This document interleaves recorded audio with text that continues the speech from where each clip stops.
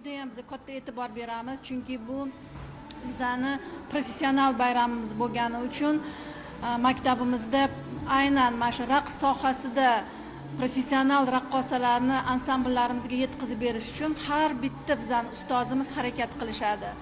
Raqs sirini o'rgatish bu juda ham murakkab soha bo'lib, hammaga ham raqsga tushish nasib qilmaydi. Shuning uchun bizning maktabda eng iqtidorli, talanti bor o'quvchilarni maktabimizga qabul qilamiz. Bu yil maktabimizga qabul qilishimiz 90 ta o'quvchini qabul qildik.